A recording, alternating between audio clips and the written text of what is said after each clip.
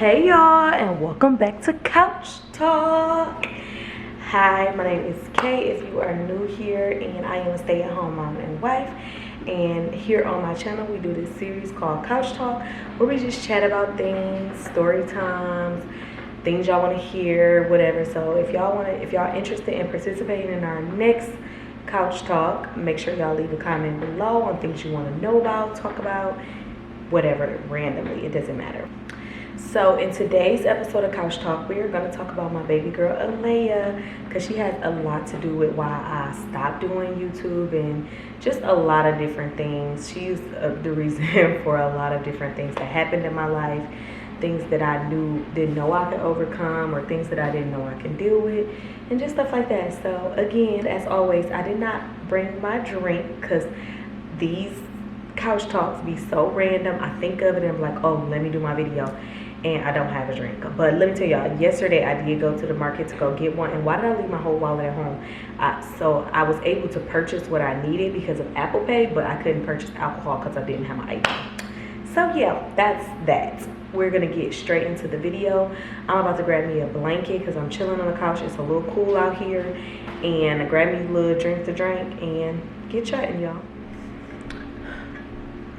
Y'all, let me start off by saying how this one company is sending me a heated blanket to review, and y'all, I cannot wait.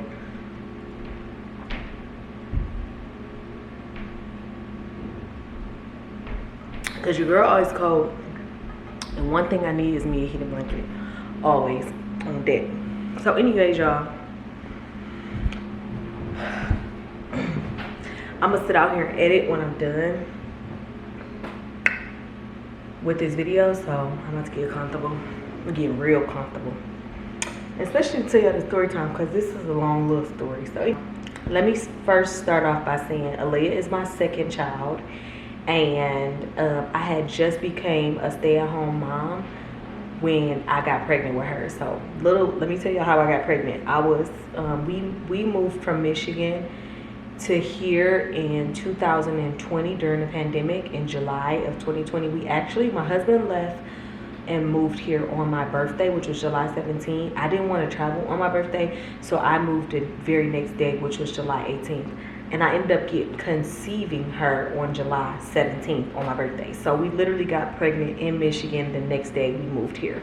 So anywho, I ended up finding out I was like pregnant like about 6 weeks after we moved here. Well, it was 6 weeks because we moved the next day. So 6 weeks later, I had to find out I was pregnant around the beginning of the mid of August or whatever. And so told him whatever. Now, the pregnancy was very, very hard. It was much harder than the second one. And throughout the video, y'all, I'm gonna be posting pictures, videos, and everything. So, you know, y'all will see it. So I'm gonna show y'all, I'm gonna post pictures of me pregnant and everything. So the pregnancy was a little bit harder with her. I was way more tired with her. And this is crazy. Like, God knows what he be doing. Like, I'm gonna get into that in a minute, but I know for sure God knew what he was doing, because I'm gonna give you a backstory on that in another video. But I never had plans on coming out here with him. Like, I was gonna stay in Michigan and we were just gonna co-parent from 2 different states. So anywho, when I was pregnant with her, it was a lot harder. Like, I was working the entire time I was pregnant with Vea up until like 3 days before I gave birth, or maybe less than a week before I gave birth. And with Lele, I was a stay-at-home mom, so I didn't work. Y'all, my feet was swollen. My feet had never swelled up with Vea. My feet was swollen. One day I had popped something in my hip, and it caused me to limp the entire duration of my pregnancy. After that, I did that in February. I didn't give birth until April, so it caused me to limp from February until April. Y'all, it was freaking insane. Not to mention, Vea was 7 pounds 9 ounces. When I gave birth to Alea, she was 8 pounds and 12 ounces, y'all. Huge difference. And guess what else? I had a VBAC with Alea. So I had a C-section with Vea, and I ended up pushing Alea out. So I pushed out a 8 pound 12 ounce baby and only had 1 stitch I had to get. So yeah, anywho, as far as the pregnancy, as far as the delivery, everything was pretty much okay. Went in for induction because both of my kids were 40 weeks and 1 day late. Went in for my induction, and I think I was in labor for about 15 hours, if I can remember. And by the time it was time for them to start, they do that test push when they make you push and stuff before once you get to 10, they make you push for a good 30 minutes until it's really start. And I did really good, and I pushed her out in about 10 pushes, I think. So she came out fine, everything was good. A huge baby. I'll be posting pictures. And I'm trying to think. I don't want to miss anything as far as my pregnancy. So yeah, that was good. So fast forward, we had her. Here they let us go home much earlier than they do in Michigan. I think we went home like, if not the next day, the following day after. Came home, and well, she had her first checkup a couple days later. She had dropped weight significantly because I had got a pump through my insurance, and the pump was absolutely terrible. I was so engorged, y'all. It was freaking, I would never forget that pain. Like, I was severely engorged. I had to go and get me I had to go and buy me a pump because it was so. And I'm like a milk machine when I have babies and it's time for me to breastfeed. I'm a milk machine, baby. I be producing hella milk. Like, you need a deep freezer to keep up with my milk supply. That's how much milk I be having. And I wasn't having as much milk because I was severely engorged. And so anyhow, she had dropped weight significantly, like more than the average. All babies drop weight after they're born, but she dropped more than the normal average. And so they started trying to get me to give her formula. And of course, I'm always against formula for my baby's first year of life. I don't want to give them formula. And it was depressing. Like, I was starting to get stressed, and I'm not going to use the word depressed because I never try to use that word. I don't even know what depression looks like. I don't know if I've ever been through it because I don't want to claim it. So I was very, very down though. Like, I was really in a tough space mentally. And so finally got me a new pump, started breastfeeding, everything was good. So maybe, like, y'all know they have, like, I don't remember how often they have checkups, but it was within that first month. I think this might have been her first month checkup. She had, right before that, she had these little bitty bumps, like, just everywhere. It was just like really small little bumps. And when I took her to her checkup, her doctor ended up saying it was normal. It was called millicilla. I don't know. I can't really remember the name of it, but I'll put it on the screen. And he said that they normally go away after a while. All babies get them. So anyhow, the next month checkup, they didn't go away. Like, they were still there. And I also was dealing with her like having a lot of vomiting going on. It wasn't like all the time, but it was like more than I've dealt with Avea. And so when I went back to him, she had a male pediatrician. When I went back and told him, he was like, oh, she has seborrheic dermatitis. And then he, gave me information on it or whatever the case may be. And so immediately I changed her doctor because I just didn't, to me, it just wasn't the perfect fit. So I changed her doctor, and I was, oh my God, best doctor hands down for Alea. Because one, she deals with eczema and stuff like that from her own experience and her daughter's experience. So it was just right up Alea's alley. So anywho, she ended up having seborrheic dermatitis. Her new doctor had diagnosed her with that too. So as time went on, y'all, this is like a month or two in, her skin started to peel. Like, you ever put on Elmer's glue in your hands and then peeled it off? That's what her skin was doing. And so every 3 days I would have to change my sheets, because when I say I'm not exaggerating, it's a pile of skin in my bed from her like rubbing her legs together and the skin peeling off because she's itching. And also it itches really, really bad. So she's like tearing her skin apart, just scratching. I kept mittens on her hands for her whole duration of almost her whole childhood. She had mittens on her hands. And her scalp would peel just like her skin would, like big old chunks of dandruff was peeling out of her scalp. She was very clingy. She always wanted to lay up under me. She never took naps because she was so, like, her skin was so badly itching that It was just like she was so uncomfortable. Like she was uncomfortable her whole first year of life. And so we still didn't know what was going on besides the seborrheic dermatitis. That wasn't the main cause of it. We didn't understand what it was. So we would go to her doctor and we would just try to figure out these things and just all this stuff. So around the ending of December, I had her, like I said, I got pregnant in 2020. I ended up having her April 2021. I ended up, December is when, so we couldn't figure out what was going on. A lot of people kept suggesting me to stop breastfeeding and to give her formula or whatever. But her doctor did not want me to do that because breast milk is much better than formula, of course. So she never wanted me to stop. So when December came, I ended up having to get, y'all know I had breast reduction surgery. So I had to stop breastfeeding. And I was just giving her the rest of the milk that was in the freezer. So she, had breast milk up until she was about 10 months. I stopped physically at 9 and then I gave her milk until 10 months. Now, her doctor started suggesting that we possibly do an allergy test on her, but she said that she couldn't get one until she was 1 year old, so we wouldn't know what was going on with her until she turned 1 year old.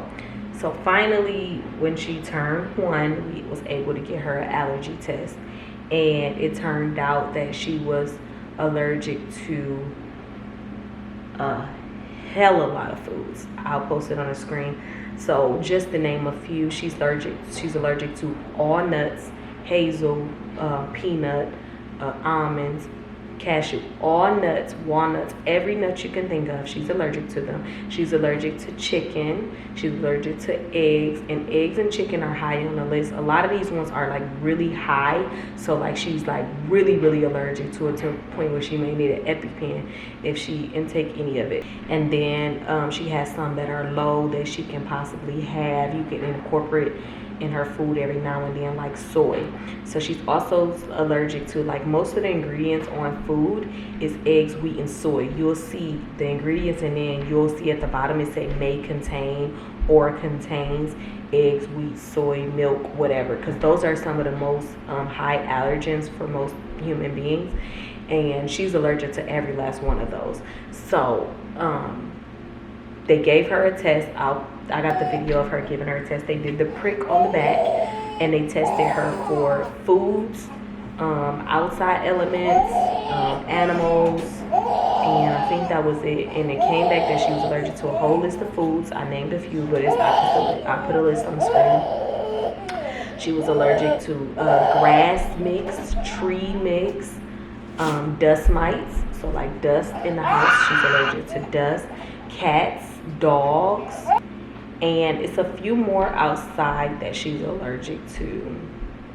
So just to say, she has a long list of allergies. So once I got answers, y'all, that was probably the best day of my life, because at least I knew what was causing her reactions on her skin and stuff. And mind y'all, that I didn't even include the fact of how much money I spent on products. Like her baths, I would have to give her bleach baths, oatmeal baths. I made breast milk lotion. Like I did all of these things. And think about it, y'all, I was making breast milk lotion. And that's another thing. It turned out that I should have stopped breastfeeding, but it wouldn't have mattered because the formula also had those things in there too. So it was just like a lose-lose situation for her, because we would have never known. She was, you get off a formula when you turn 1, and she couldn't get the allergy test until she turned 1. So had I switched over to formula, it wouldn't even have mattered, because she was allergic to that as well. So back to the products. Like I was giving the breast milk lotion, she was allergic to whatever I was eating. I was eating, eggs, wheat, soy milk. I eat all that stuff on a day-to-day basis. So that breast milk lotion was making her skin worse, because I've had videos. I have them. Remember I told you I went through my memory card and I've seen some videos of her. I'll post those if I can, but I have a whole video on me doing her whole breast milk skin routine, putting it on her body and everything, y'all, not knowing that she was probably allergic to whatever was in that. So yeah, so even down to hair products, like I have to check the ingredients for every single thing I give her because of her allergies. She's allergic to so many things. So Yeah, fast forward, like I said, I spent so much money on products and everything. Like the bleach baths, the bleach baths was one of the things that really did help her out, because once her skin would break out so bad, you know, it was open wounds. So like it, you know, her clothes, whatever, you know, was in her clothes could get in her skin and give her infection and stuff like that. So the bleach baths helped out a lot. You just put like a cap full or less than a cap full of bleach in the water, mixed with the water, the bath water, and that was good enough for her, and all of that type of stuff, y'all. So like I didn't start feeling better until I had answers for her. Like, and then a lot of the time of her growing up, I was against the medicated ointments, because I watch a lot of TikTok and I seen on there a lot of people or a lot of kids, their body, or no, it was adults, their body had gotten so addicted to those ointments that it potentially made their skin worse. Like I even seen somebody who, she did a whole like little collage of time frame from her using the ointments until she weaned herself off of it, and it was like her using the ointments, her skin was good. She weaned herself off and her skin was like absolutely terrible, and then she her body started, you know, getting rid of all the ointment or all of the past ointments that she used, and her skin turned out really, really good. So a majority of the time I was against it. I like, not even majority, like 99% throughout her first year of life, 99% of the time I did not use any of those ointments, and a lot of the stuff did not work. She even had like some sleeping medicine, and she still has to this day. When she was up until she was 1, when I tried to give that stuff to her, it did not work. I had the worst nights of sleep. Like I had the worst, absolute worst nights of sleep with her. Like it was like she woke up throughout the night itching, uncomfortable. Like, oh y'all, I can't even express to y'all how bad it was. I remember the first time I had given her eggs. This was before she had her allergy test done, and I gave her eggs, and she was tearing them eggs up. That was another thing. Like it was really hard for her to find foods to eat or eat certain things, because she was food didn't agree with her, and I'll get into that later in the video because it all will make sense later. But I had given her eggs, and she was tearing them eggs up, y'all. Like 10 minutes later, if that, she started projectile vomiting everywhere. Like she just kept throwing up, like every second. It would just every single time. And immediately I knew I had to eat eggs, because, you know, I hadn't given her anything, and it was so bad to the point we took her to the hospital. And we took her to emergency, but we ended up leaving because it was around COVID, and there was a lot of sick people in the waiting room, like a lot. So I didn't want to potentially expose her to something else that could make the first situation worse, because again, we don't know why she had these, you know, situations where she was throwing up and things like that. So I was like, I didn't want to make it worse. I'm just gonna take her home and pray and hope everything be okay. That entire day she threw up, y'all. She threw up anything you give her afterwards. So she barely had anything on her stomach that day, and the next day she was completely fine. And her skin had broke out too, by the way. Like her face and her skin had just broke out really bad. Just thinking about it, y'all, makes me so sad, because she went through it. Like my baby went through it growing up. It was so bad, y'all. So after back to after we got the allergy test done, I started to be able to give her more stuff. Then I noticed, so she got the allergy test done when she was 1. Now my oldest daughter was walking 1 at 10 months, talking at 1, saying her ABCs, her alphabets, her animals, everything by 1.5, if not before. Like she was saying all of this before she even turned 1.5. And so as Lele was progressing, I noticed that, you know, she wasn't hitting those same milestones that Afea had hit. It wasn't necessarily concerning to me, but it was concerning to me. So she didn't start walking until she was after 1 year old, fine. And then she would never talk. Like she wouldn't even say a word. So I ended up, you know, I was telling her doctor this every time she would go. And her doctor was like, well, you know, this could be signs of autism. And I'm like, autism, like what? So that scared me immediately. I know that there are really high functioning kids that have autism, and then I know there's the other side of autism, but autism scared me generally. So I was just like, it really broke my heart for her to tell me that she could possibly have autism. So she wanted to send her to speech therapy and food therapy. So I enrolled her into both. And food therapy, it did help out a lot. Like they would mainly just play with food. She never really tried to eat nothing there, but she just played around. And even I noticed that helped her even in today, because when I try to give her something different, because at first she wouldn't touch, she wouldn't get near, she didn't want nothing to do with food, because food ultimately made her uncomfortable. So when it came to food, she didn't want to have anything to do with it. And so she did food therapy. She ended up graduating from there. They felt like she was good because she was at the point where she would even like stick her tongue out and lick the food, or not necessarily try it, but definitely lick it. So, you know, that means she had progress and it wasn't like something severely wrong. So then we were in speech therapy, and with speech therapy, I think that it didn't really help her because all we did was play. I think, and I hear it all the time that it was me, which it was. But we would go and play, like she would play on the slides and play with toys and everything. She didn't really, it wasn't a thing where she actually sat down and tried to go over something or have her repeat things or nothing like that. And mind you, Lele was not talking, like she was not saying anything. Speech therapy was just earlier this year. So food therapy and speech therapy started in January of this year, 2023. And she graduated food therapy June. Was it June? It could have been May or June. And she graduated speech therapy July. And so by the time she was done, so let's fast back up. We went to Michigan for our wedding back in March. And Alea wasn't talking. This was just this year, March.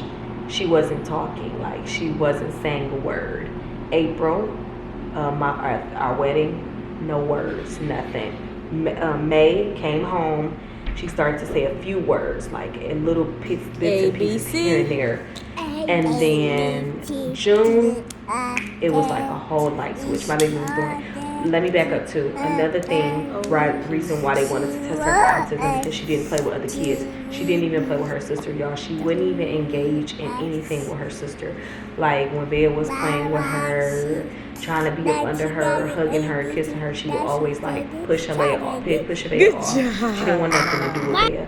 So that was really hard for me to see, because you know, and I would like research autism things, and all of it kind of was like, okay, maybe she do got autism. But it was just like every time they asked me to get her tested for autism, and I told them no, because I was like, I want to see if my baby can progress on her own, or I want to see what she can do before y'all just label her and say that she has something that she possibly do not have, which I'm grateful I did. But, and I know that they was just trying to help and stuff, but I don't know. I feel like sometimes you just gotta let God do their work, go do his work on his own. Like, you know, what it's gonna be is gonna be.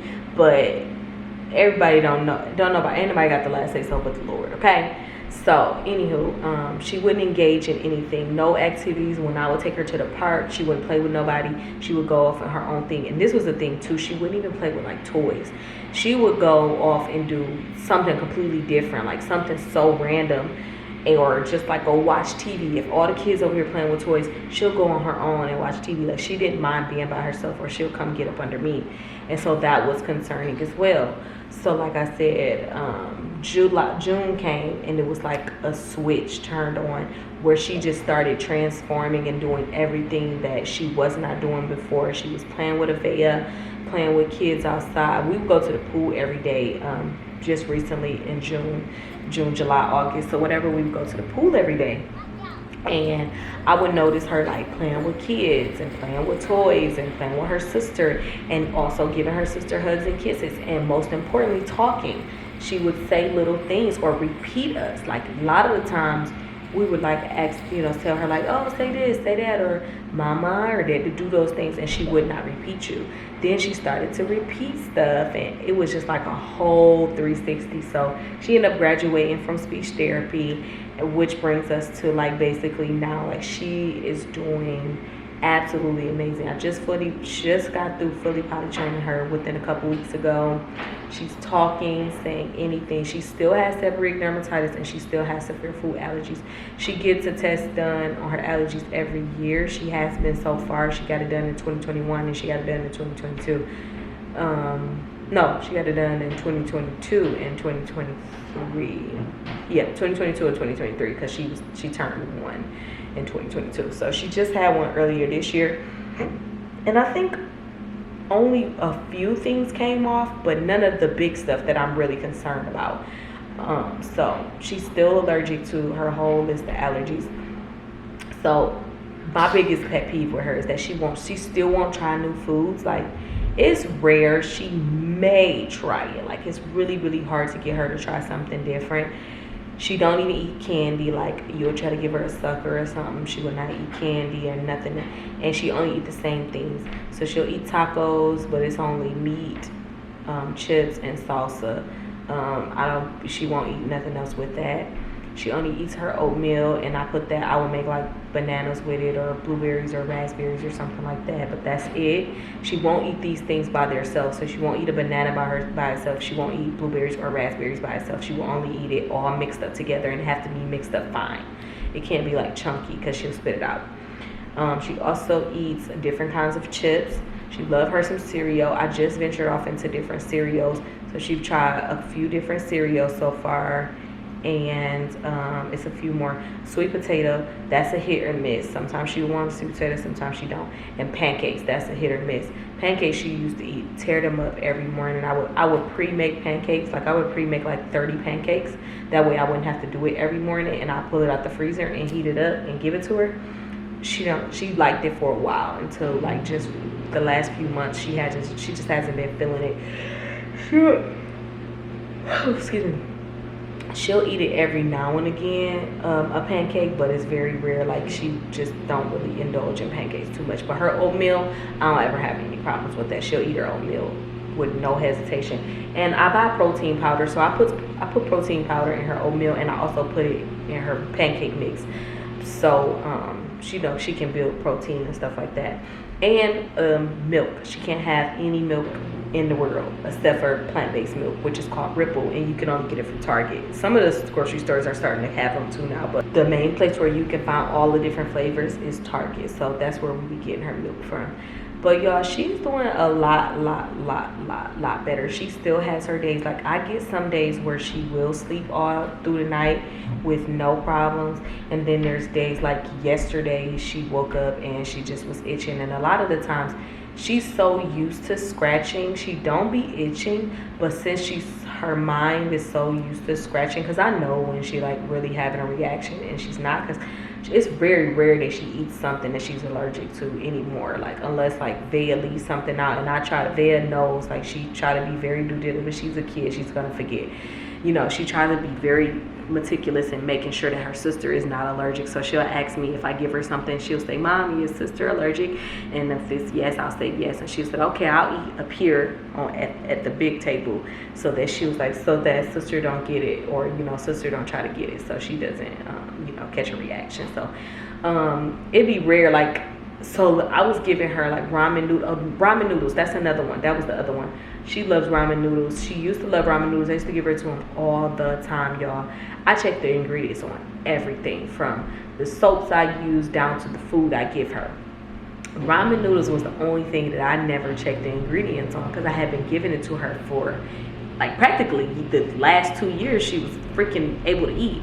And I never know, y'all, she was allergic. It got eggs, wheat, and soy in there. So when I checked that label, like, I almost freaking died at the fact that she had been allergic to that the whole time. So what I did was I found some thin spaghetti noodles, gluten-free, and everything else free. Like, it's probably only 3 ingredients in there, and it's none of the ones she's allergic to. So what I do is I put them in the pot, like they're noodles, and then I'll take a seasoning pack from the noodles, which some of the stuff in there she is allergic to, but I only put a little on to her noodles, and I'll give her that just so because she loves noodles. It just gives her the new taste of noodles, and she eats it just fine. Like, she loves it. So that's another one. So like I said, she tries different things every now and again, but it's very, very rare. Like at one point she was eating strawberries and watermelon, but now she won't eat them. So it just depends on how she's feeling. I hate when my nose keep itching like that, but she's doing a lot better. Like I said, I know when she has a real reaction and when she doesn't. So a lot of the times in the middle of the night she doesn't have a reaction, so I would literally have to hold her arms down until she falls asleep, because if not she'll just keep scratching, because it's a mental thing and she just can't stop doing it. So once I hold her arms down for a certain amount of time, she'll just stop. She'll just you know, fall asleep and stop itching. So yeah, y'all, that's pretty much it. If y'all have like questions or anything in particular for me, I do not mind asking them, so make sure y'all leave that down below. But she's doing so much better. I'm so thankful. And in the beginning of the video I said that God knew what he was doing. What I meant by that was, like I said, I worked my entire pregnancy with Avea, and I didn't plan on moving out here because I didn't want to move out here, you know, simple as that. And I felt like God knew that I would never be able to work and be comfortable with leaving her with anybody. Like Vea never was left with nobody that we did not know. The only people that watched her while I was at work was family, and then I had a couple of church family members, you know, like, you know, they was like family, and I would have, you know, pay them to watch her. But I would never have been comfortable with anybody watching Alea, like them making a mistake and giving her something, because, you know, allergies can kill you. Like if you take the wrong thing and somebody don't know what to do, you know, your throat can close up, and you know, a lot of different things could happen. So I know God knew what he was doing when he made me a stay-at-home mom to take care of them, because I would never been able to work. Like because if I would have stayed in Michigan, of course I would have had to work to, you know, take care of me and my kids or whatever. And you know, because I was going to co-parent, of course, with their dad, but it would have never worked out. So God knew what he was doing, and he knew to make the right decision, because I was very confused about coming out here on whether I should or not. And I know that that was the right decision to make. Now looking at things that I could have gone through, or things that I went through here that I know I wouldn't have been able to go through by myself in Michigan. Not necessarily by myself, but you get what I'm saying. So yeah, y'all, that's basically, you know, it for this video. I don't really have much more to say. If, like I said, if y'all have any in particular questions about what she went through, or you know, if you're going through the same thing, products y'all want to know about, what will work, what won't work, what works for her, what didn't work for her, as far as her she doesn't peel. Her skin does not peel no more like it used to. Like the peeling thing, I don't have that problem no more. She just itches, you know. She just get really dry skin every now and again, and she itch. So I have to grease her up like twice a day, just about, but mainly before she goes to bed. I try to make sure she's greased up. So yeah, y'all, that was pretty much it for this video. I love y'all, and I hope y'all like these series that I be doing, couch talks. I love sitting here and just having a little chit chat with y'all. So I love y'all, and I'll see y'all in the next video. And stay tuned for VlogMAS. Stay tuned for VlogMAS. I'm so excited, y'all. I'm really hoping that I can do it. I'm praying that I can do it, y'all. I've already been like getting stuff into place, and you know, just doing what I do. I'm so excited. I'm so excited. But yeah, y'all, I love y'all, and that is pretty much it. I will see y'all in the next video. Bye.